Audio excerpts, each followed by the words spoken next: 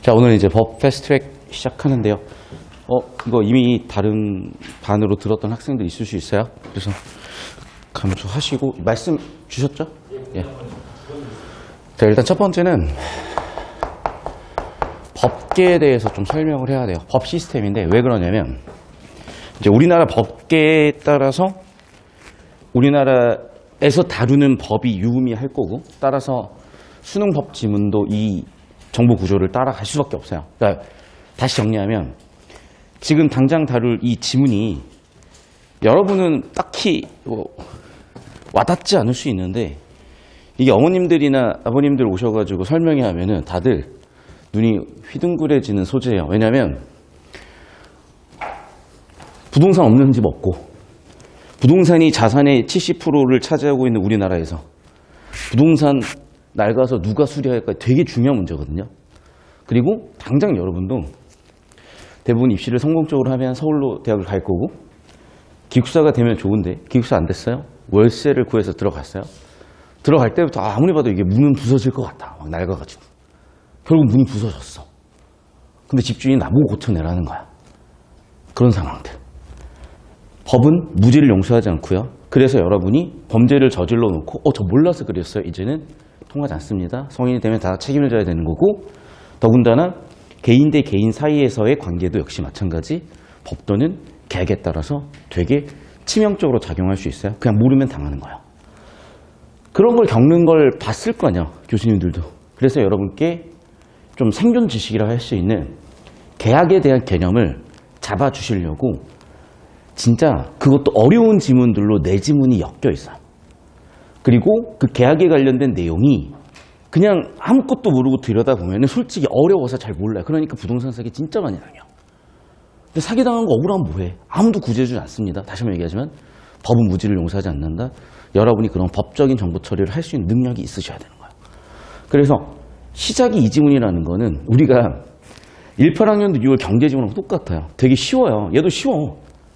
쉽다 보니까 그냥 설렁설렁 이제 보다가 얘가 포석이 돼서, 얘가 세팅이 돼서 뒤쪽에서 어마어마해지는 것들을 자꾸 놓치더라고요. 자, 이제 이반 컨셉 자체가 확 어려워지는 그런 지문들이나 생소한 지문들을 세팅해서 좀 우리가 실전에서 곤란을 겪을 수밖에 없는 상황들을 좀 미리 겪게 하고 해결 방법을 보는 수업이잖아요. 문제는 뭐냐면 이렇게 쉬운 지문들 나왔을 때 주목을 하지 않는다는 거예요. 다시 한번 말씀드리지만 이 지문을 여러분이 어떤 방법으로 봤든 저와 같은 방법으로 보기 쉽지는 않을 거고, 그러니까 오늘 수업을 두 번째, 세 번째 듣는 게 아니라면 그 학생들은 오늘의 정보 처리 방식을 정확하게 따라오시는 게 제일 좋고, 그래야만 뒤쪽 문제들이 풀려요. 무슨 얘기냐면 지금 학생들 문제 푸는 거 보니까 또 6페이지, 7페이지도 좀 쉽게 풀었더라고요. 근데 얘도 지금 들여다보면 되게 피곤한 지문이고, 그리고 결정적으로요 10페이지 소유 점유 지문은 정보량도 많지 않은데 학생들한테 되게 이슈가 됐었던 지문이에요. 근데 이 지문은 결론부터 얘기할게요. 표를 못 그리면, 표를 안 그리면 정답이 3개 나올 수밖에 없어요. 표를 그려도 정답이 3개예요. 마지막 문항에서 3, 4, 5 중에 무조건 갈려요. 그리고 아무리 봐도 3, 4, 5가 전부 다 정답 같아요. 그러면 우리가 그 상황에 처했을 때 어떻게 대처할 거냐요. 그러니까 아예 안 풀어버리면 모를까. 풀 거라면 어떻게 풀 거냐는 거예요. 적당히 일치, 발췌도구로 왔다 갔다 안 통한다니까, 더 이상 최상위권에서는. 다시 그래서 오늘의 주제는 이 법지문의 흐름을 쭉 한번 보면서 어떤 식으로 정보 처리를 해야 되는지를 정확하게 익혀볼 거예요. 그 전에 평가원에서는 흘러가듯이 얘기를 탁 꽂지만 다뤘지 하고 되게 이미 여러분이 알고 있다고 생각하고 출제하는 경우들이 많기 때문에 그런 거 좀 다뤄드릴 거고, 또 사실은 제가 다시 기억을 더듬어 보면은 중고등학교 때 배웠던 내용일 거야. 혹은 중학교 때, 혹은 고1 때, 사회과학 할 때, 문이과 선택 없이 분명히 어디선가는 들어봤던 내용일 거예요. 또는 교육과정이 바뀌어서 빠져있다는 평가원에서는 기출지문도 다뤘기 때문에 여러분이 알고 있다고 생각을 할 거예요. 크게 두 가지를 좀 설명드릴게요. 첫 번째는 법계인데, 이제 법 체계예요. 법을 어떻게 적용할 것이고 법이라는 게 어떻게 작동되는 건데, 관습법계가 있어요. 관습법계는 말 그대로 관습 자체가 법이에요. 그래서 얘는 공동체의 관습이 법이에요. 원시사회에서 주로 쓰였던 거고요. 당연히 현대사회는 그런 공동체 관습이라는 것도 뭔가 명확하지 않으면 법칙으로서 작동할 수 없기 때문에 영미법계와 대륙법계로 크게 분리가 됩니다. 영미법계는 시스템이 어떻게 되냐면 사례에서 사례로 대응하는 형태고요. 대륙법계는 원리에서 사례로 대응하는 형태예요. 그래서 영미법계는 판례 자체가 법이에요. 그래서 판례법을 근거하고요. 대륙법계는 문서화된 법이 있어요.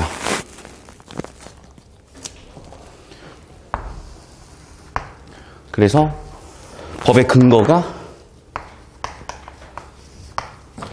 판례법이냐 성문법이냐의 차이. 그래서 케이스에서 케이스로 적용하는 거라면 얘는 원리, 성문화된 원리를 바탕으로 사례에 적용하는 거예요. 그러다 보니까 정부구조가 첫 번째, 보통은 얘를 세팅을 합니다.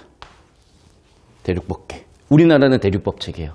그래서 우리나라는 지문의 원리 세팅하고 사례 적용합니다. 그러니까 당연히 원리가 되게 중요한 거고 적용 과정도 중요한 거예요. 자, 근데 문제는 뭐냐. 예를 들면 저 킥보드 나온 지 한참 돼서야 인도에서 탈 수 있다 없다가 정리가 됐어요. 킥보드 알죠? 킥보드? 전동 킥보드? 자, 그럼 봐봐. 전동 킥보드는 도대체 뭐냐는 거지. 저거 인도에서 탈 수 있냐는 거지. 저건 두 발이니까 자전거인가? 사람 발로 굴려서 갈 수도 있으니까 사람 발이 동력인가? 근데 전기로도 가잖아. 자, 그러면 전기 동력으로도 가고 사람 동력으로 가니까 자동차는 아닌가?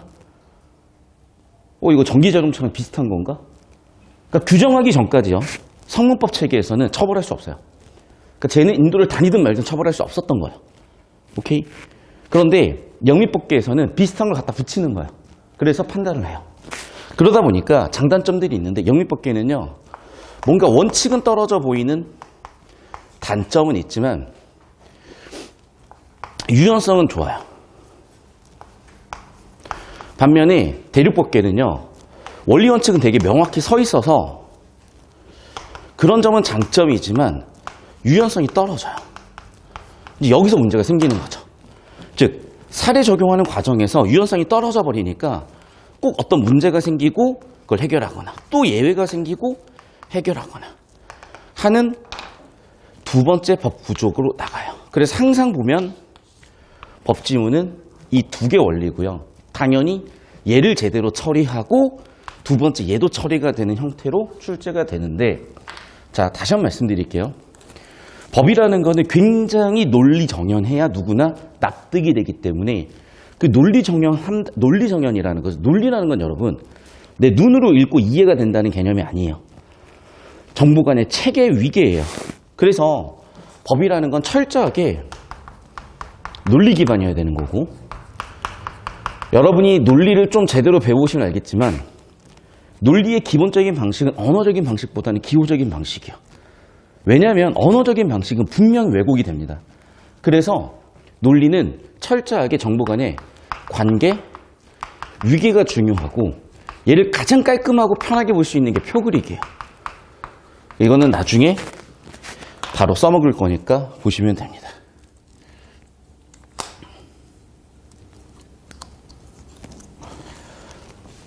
그리고 두 번째는 법 체계예요.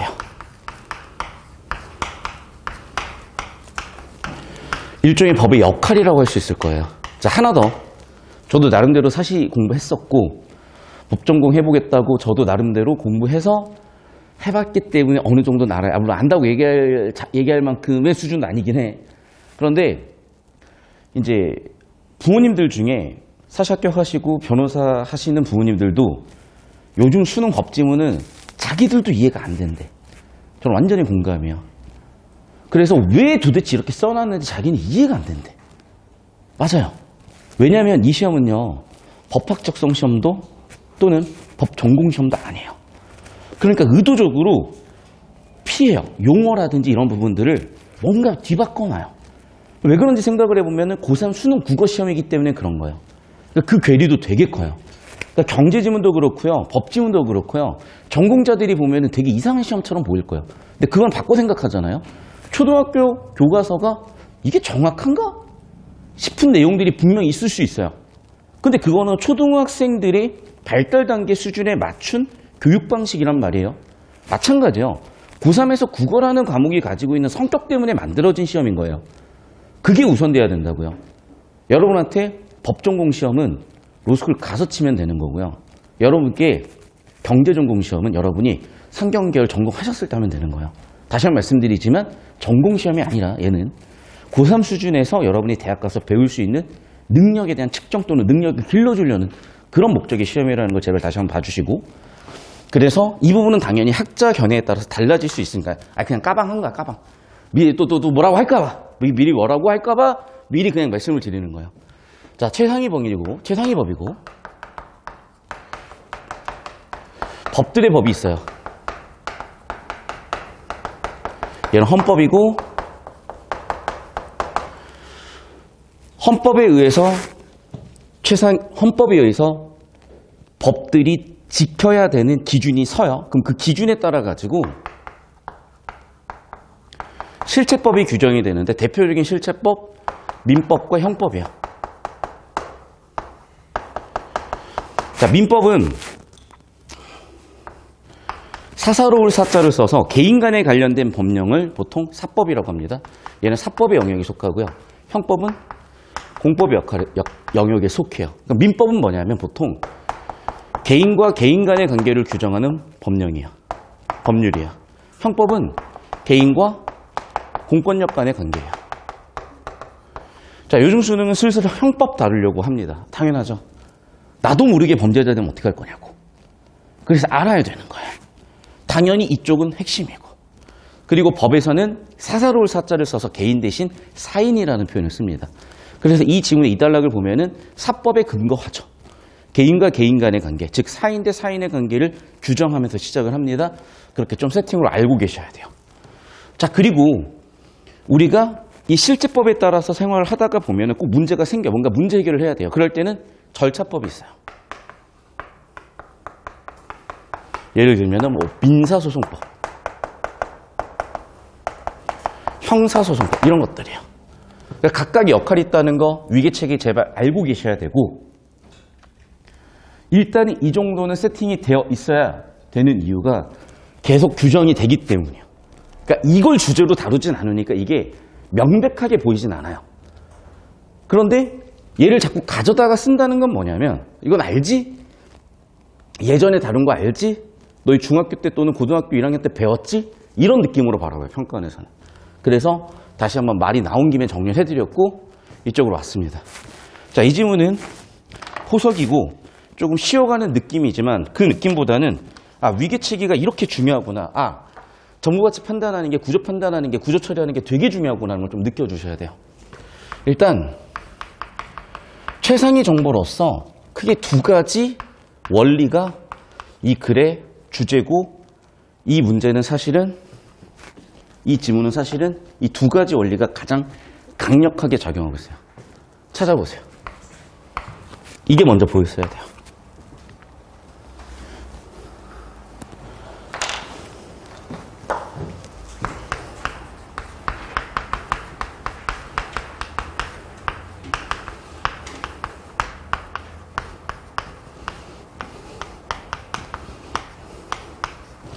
이 두 가지 원칙으로 두 문제가 그냥 풀려요. 좀 이따 보시면 알겠지만. 가장 정보 가치가 높았고, 두 번째, 이 최상위 정보를 바탕으로 차상위 정보가 규정이 돼요.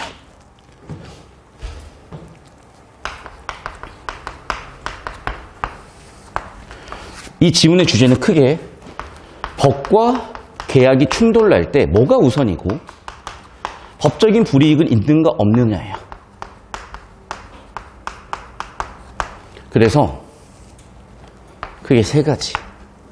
임의복규, 단속복규, 강행복규.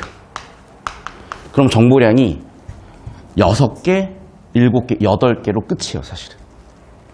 정답 다 나와요, 여기서. 자, 이게 왜 필요하냐면요. 나중에 뒤로 갈수록 필요해요. 왜? 뒤쪽으로 갈수록 여러분이 읽으면 읽을수록 미궁이에요.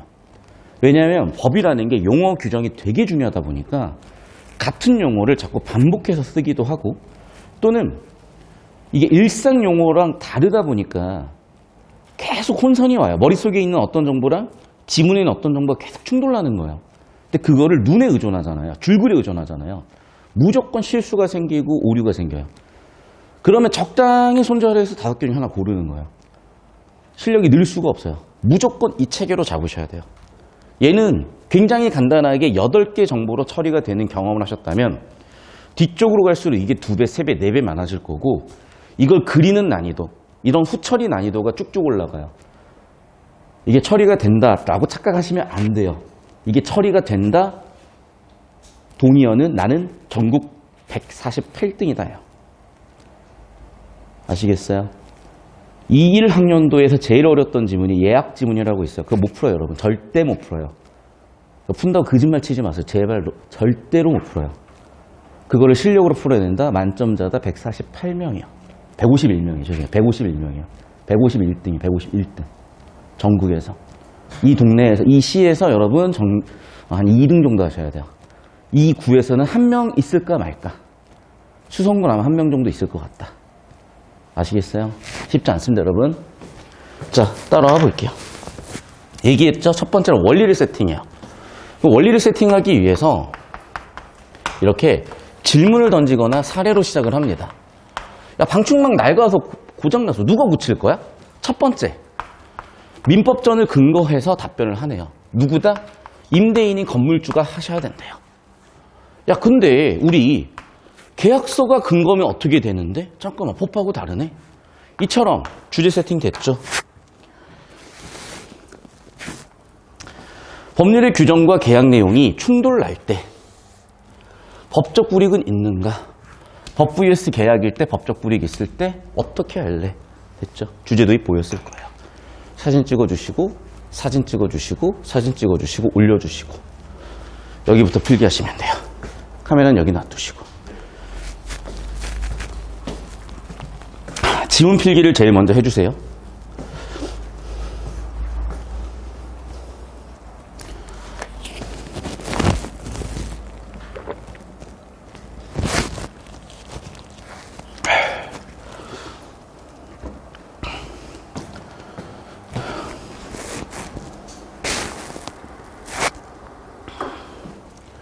자, 그래서 답변이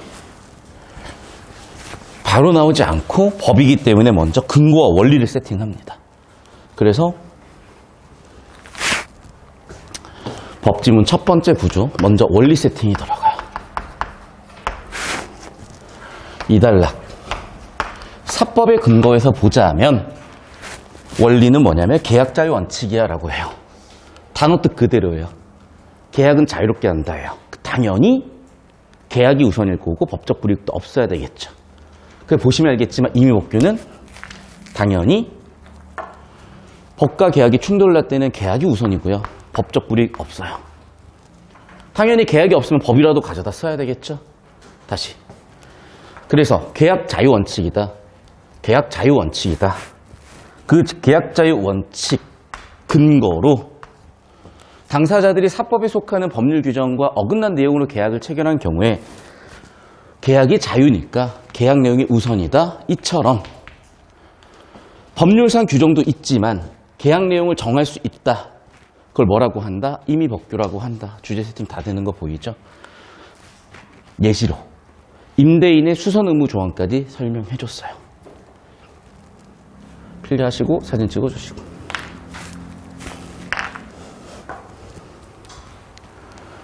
다시 한번 말씀드리지만 쉬운 거 가지고 정확하게 따지는, 정확하게 정리하는 연습을 하는 거예요. 왜? 뒤쪽 가면, 그러니까 여러분이 이제 보면은 내가 얘기했잖아. 국어는 적당히 하면 맞아요. 그러니까 어떻게 되냐면 수업 설계 이렇게 해놓잖아. 야, 처음부터 이거 하면 못 들어 또 이해가 안 돼서. 이걸로 하잖아. 자기 수준이 여긴 애들은 또 안 들어요, 수업을. 그러면 이렇게 점프 하면서 뭔가 그 힘을 가지고 올라가야 되는데 안 듣다가, 뭐 귀찮아. 안 듣다가 갑자기 이거 하고 있으면 선생님 이해가 안 돼요. 막 이러는 거야. 아, 제발 따라와요. 오늘 내가 서론 길게 할 생각이 없어. 계속 볼게요.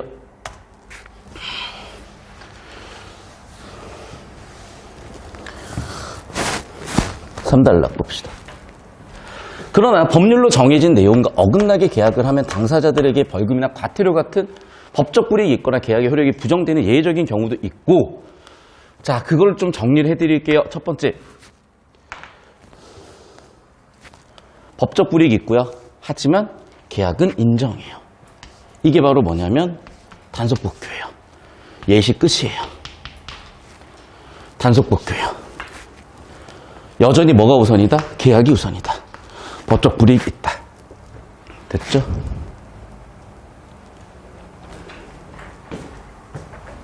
아까 내용 설명이니까 뭐 그렇게 중요하게 처리할 거 없고 읽고 끄덕끄덕하고 넘어가시면 돼요. 자, 계속해서 (4달러) 한편 체결된 계약 내용이 법률에 정해진 내용과 어긋날 때 법적 불이익도 있고요. 계약도 인정되지 않아요. 이런 걸 뭐라고 하냐면 강행복귀예요. 그래서 강행복귀는 어떻다고요? 법이 당연히 우선이에요. 계약은 인정되지 않아요. 법적 불이익까지 있어요. 잠깐만, 그럼 뭔가 이상하지 않아요, 지금? 아니, 계약자의 원칙에 따라서 얘는 계약자의 원칙 알겠어요. 왜? 법과 계약이 충돌날 때 당연히 계약이고 법적 불이익도 없으니까 완전히 자유로운 게 맞는데, 얘는 계약은 인정해주지만 아예 벌금을 준다? 얘는 계약도 아예 틀렸다? 계약자의 원칙이 아니잖아요. 그래서 마지막 단락에 뭐가 나온 거냐면 비례 원칙이 나왔죠. 자, 비례 원칙은 왜 도입이 됐냐면 하다 보니까 하도 못된 짓들을 하는 거야. 그래서 입법 목적을 달성하기 위해서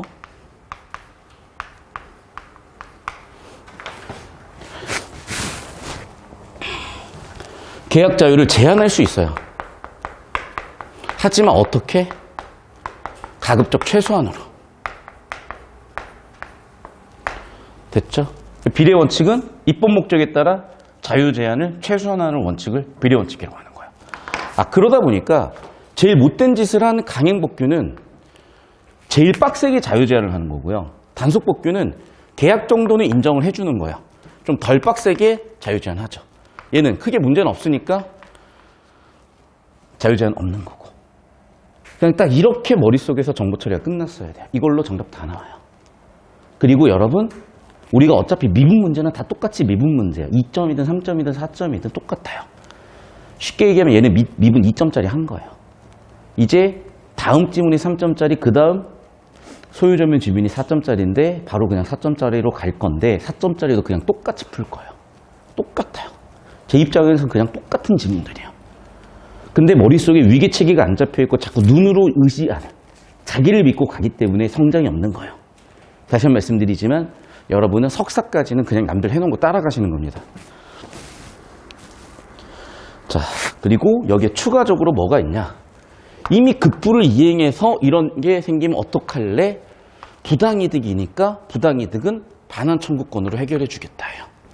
그래서 완전 세부 내용으로 자질구레하게 달라붙는데 얘도 지금 세팅한 거예요. 이렇게 두 번째 구조를. 그러니까 지금까지는 1번 원리 세팅을 한 거고요. 이제 여기서 원리 사례 세팅을 한 거고요. 여기서 이제 PS 구조 세팅이에요. 첫 번째 PS는 뭐냐면, 야, 부당이득 생기면 어떡할 거야?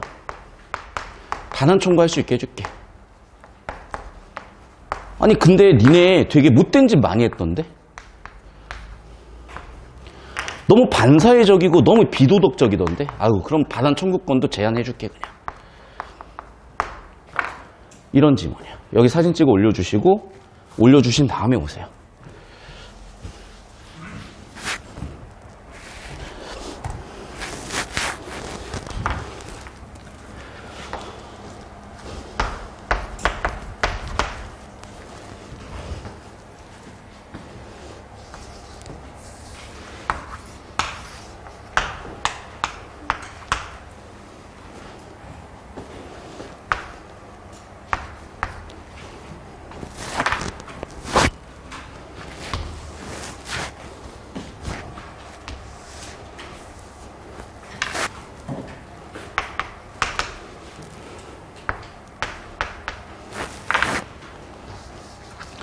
아까 설명드렸던 내용 구조 다 잡혀있죠.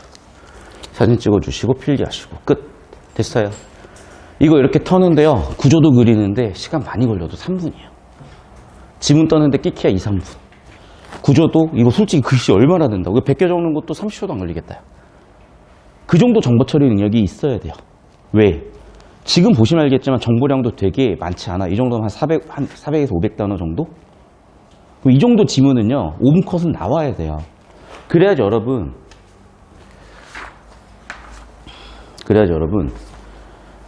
뒷장 가셔서 6페이지, 7페이지 같은 정보량이라든지 또는 10페이지, 11페이지 같은, 물론 정보량이 확 많아진 건 아니야. 근데 지문의 난이도가 확 올라가요. 그러면서 학생들이 되게 힘들어하고 나중에 EBS 지문들이라든지 교육형 지문들 또는 사설같이 뭔가 우리가 올해평가원의 비계가 되는, 중간에 어떤 다리가 되는, 징검다리가 되는 지문들을 우리가 겪었을 때 학생들이 다 터져요. 특히 법에서 터진 학생들 많아요. 왜 그러냐면 얘로 연습 안 돼서 그래요. 자, 이렇게 해가지고 3분 컷 났다고 치면요, 진짜 길어봐야 5분 이내로 다 털려요. 잘 보세요. 지금 우리가 아까도 얘기 드렸다시피 최상위 정보, 차상위 정보가 있는데, 자, 얘네들은 차상위 정보예요. 임의복규, 단속복규, 강행복규 묶고 있어요. 당연히 이것들을 왔다 갔다 하면서 줄글로도 잘 처리하셨겠지만, 제가 아까 말씀드렸던 건 뭐냐면 최상위 정보에 집중하라요. 보세요. 최상위 정보, 계약 자유 원칙. 완전히 자유죠. 임의복규는 전부 다 인정해줘요. 당연히 얘가 훨씬 더 계약 자유 원칙에 더 부합하는 거예요. 맞는 선지예요. 근데 3번 선지 보세요. 국가가 개인 간의 계약에 개입하는 거죠. 왜 개입해요? 비례 원칙을 통해서 입법 목적 달성하려고. 맞죠?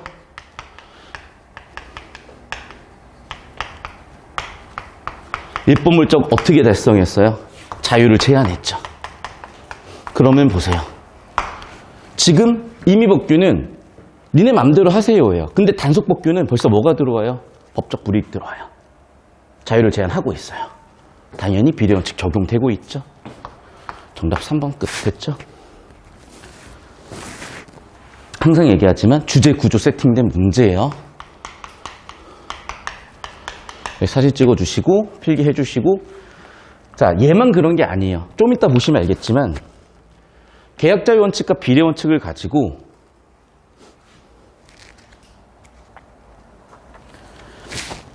(22번과) 25번이 설계가 되어 있고요. 이제 얘 가지고 23, 24가 설계가 되어 있어요. 보시면 알겠지만 1단락부터 도입하면서 질문 던지고 답변했잖아요. 이 원리를 가지고 23번 설계가 들어갔고요. 두 개 비교 대조하는 거 가지고 24번 설계가 들어가요. 즉 이 안에서 정보가 다 있고 다 풀려요. 그 다음도 보겠습니다. 봅시다. 법이기 때문에 항상 근거가 중요하다고 말씀드렸었고, 계약서에 수선에 관련된 내용이 없으면 법이 근거죠. 법 근거는 건물주였어요. 당연히 법적 불이익도 없어요. 맞고요. 법 근거인데 세입자가 수선 의무 진다. 틀렸죠? 계약서가 근거예요. 그럼 계약서 근거대로 세입자가 수선 의무 집니다. 법적 불이익 당연히 없어요. 정답 기억되고 끝이에요. 됐죠? 그러니까 주제구조 잡아서 정보 처리가 되고 나면 그냥 다 풀려요. 그러니까 학생들이 자꾸 나한테 선생님 저는 23번만 안 돼요. 전 되게 난감한 질문이에요. 왜냐하면 23번만 안 되지 않아요. 분명히 정보 처리가 어딘서 구멍이 난 건데, 우리가 수학에서 문제 풀 때 선생님 전 풀이과정 10줄 중에 3줄만 모르겠어요. 답이 제대로 나와요. 근데 국어는 특성상 부분 점수가 들어간 거예요. 그러면 그 부분만 풀어주라고 안 돼요. 아니 건물이 잘못됐으면 아예 처음부터 다시 지어야 되는 경우들이 있는 거예요. 얘도 마찬가지야. 그러니까 생각을 달리 먹어야 돼요. 좀 이따가 그건 확인할 거니까 볼게요. 자, 기업과 니은의 공통점인데, 얘 공통점은 둘 다 법적 불이익이 있다는 거잖아요. 그렇게 주제구조 바로 보이면 정답 1번 끝이에요. 둘 다 법적 불이익이 있다. 그냥 주제 구조가 잡히면 그냥 정답이에요. 되셨죠? 자, 여긴 다 읽어보셨을 테니까. 자, 보세요. 어떻게 설계되는지 바로 설명드릴게요. 사법이 근거예요. 왜 사법 적용을 받지 않는다가 나오겠어요? 다시 한번 얘기하지만 글의 주제에 관련된 근거는 당연히 얘예요. 자, 벌금 부과와 보세요. 계약 효력. 자, 질문 다시. 얘랑 얘가 어떤 관계, 상관관계가 있어요? 없어요. 얘는 얘고 얘는 얘예요. 맞잖아요. 법적 불이익이 있다고 해서 계약이 부정되는 것도 아니고 계약이 부정됐다고 해서 법적 불이익이 있는 것도 아니에요. 즉 얘와 얘는 독립 요소였단 말이야. 그런데 이번 선지는 지금 뭐라고 얘기했어요? 임대차 계약 효력이 없다. 임대차 계약을 인정하지 않았기 때문에 벌금 부과했다라고 인과관계로 세팅을 해놨잖아. 지문에서 얘가 인과관계냐고요. 전혀 아니잖아. 당연히 여기는 구조 아웃이에요. 둘은 인과관계가 아니라니까. 근데 3번은 잘 보세요. 잘 보세요. 지금 보시면 알겠지만 점점점 비례 원칙이 세지고 있어요. 점점점 자유제한이 세지고 있어요. 왜 그랬겠어요? 입법 목적 실현을 위해서. 됐어요? 그러니까 처음에는 벌금을 먹였지만 나중에는 계약까지 무효가 되는 거예요. 그러니까 점점점 비례 원칙이 세지는 거예요. 그럼 보세요. 벌금 부과하는 것만으로는 안 되니까 훨씬 더 자유제한을 높이는 거죠. 됐어요? 그래서 3번은 비례 원칙에 대한 설명이고 역시 정답은 3번이었구나. 주제 정답 3번이었구나. 되셨어요? 필기해 주시고 사진 찍어 주세요.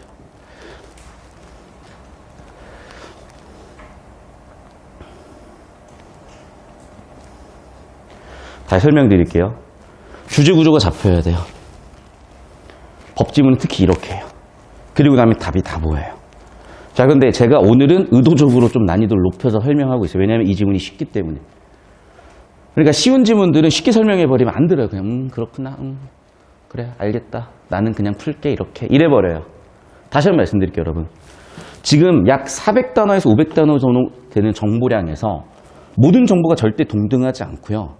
이렇게 10개 대의 정보가 가장 핵심적인 정보였고요. 이 정보 간의 관계가 되게 중요했던 지문이었어요. 그게 법이에요.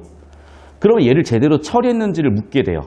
그 처리했는지를 묻게 되는 방식은 뭐냐면 오지선다지만 정답이 되게 특정적으로 잘 보일 수밖에 없게끔 설계가 돼요. 그러면 글의 핵심적인 주제는 계약자의 원칙과 대신에 입법 목적에 따라서 자유도 최소한으로 제한해 나간다예요. 그러면 보세요. 벌금 부과 정도는 입법 목적 달성이 안 되니까 아예 계약까지도 부정하는 거예요. 그게 뭐겠어요? 비례 원칙이잖아. 됐어요? 비례 원칙을 이해하고 있는 학생들은 3번 선지가 무슨 얘기를 하는지가 이해가 되니까 맞네? 라고 판단이 된단 말이에요. 당연히 22번에 3번 선지도 비례 원칙 당연히 적용이 돼야 될 거고. 그러니까 계약자의 원칙과 비례 원칙이 글의 주제라고 세팅이 딱 된 친구들은 쓸데없는 정보같이 낮은 데서 어그로 끌리는 게 아니라 22번의 3번 선지같이 25번의 3번 선지같이 눈에 확 띄는 선지들이 생겨날 거라는 거예요. 그리고 판단도 훨씬 쉬워질 거라는 거예요.